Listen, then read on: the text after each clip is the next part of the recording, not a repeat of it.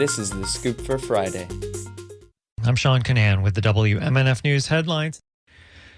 The Hernando County Sheriff's Office says one of its deputies shot and injured a suspect last night. In a press release, the Hernando Sheriff's Office says that during a traffic stop, a suspect fled, and after a short foot chase, the deputy got into a physical altercation with him.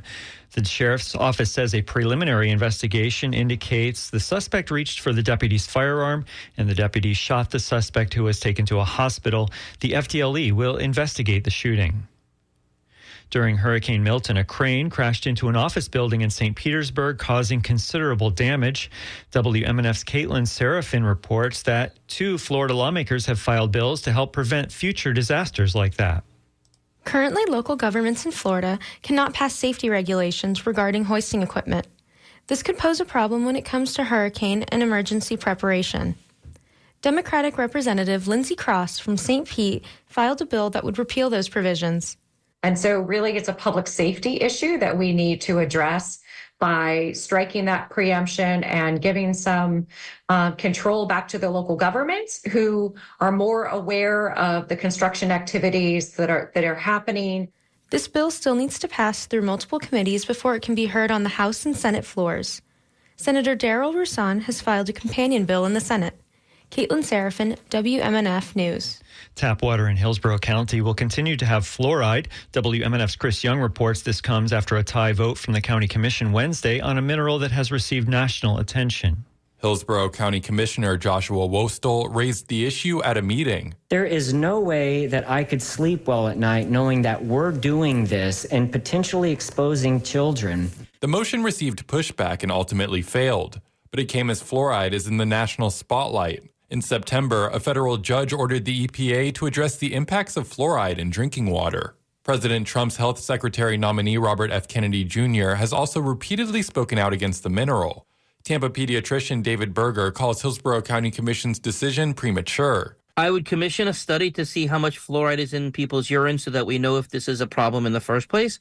And certainly if children were having higher levels of fluoride above what the research is showing is problematic, I would take it out. He says fluoride can reduce cavities for many in poor communities, but it's also been associated with lower IQ points.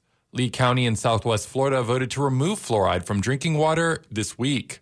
Chris Young, WMNF News. A federal appeals court has rejected a commercial fisherman's constitutional challenge to Florida rules about pompano fishing in federal waters off the Gulf of Mexico.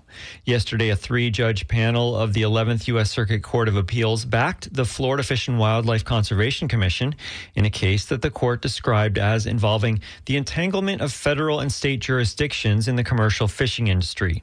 The lawsuit contended, in part, that a federal law prevented Florida from regulating pompano fishing in federal waters. That's an argument about what is known as legal preemption. Yesterday's opinion said the federal law allows state regulation of fishing vessels in such areas when there is not a fishery management plan, as was in the case with pompano in the exclusive economic zone. A legislative budget panel approved transferring $8.2 million to pay for the continued deployment of Florida National Guard members at state prisons until June. On Wednesday, the Joint Legislative Budget Commission approved a request from the Florida Department of Corrections. National Guard members have worked at prisons for more than 2 years as the correctional system has struggled with high vacancy rates and an increase in the number of inmates.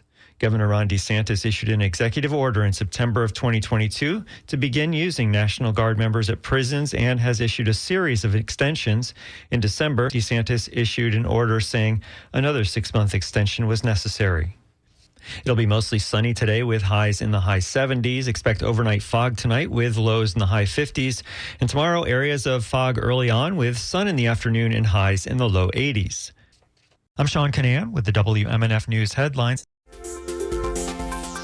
This is The Scoop, recorded at WMNF Tampa.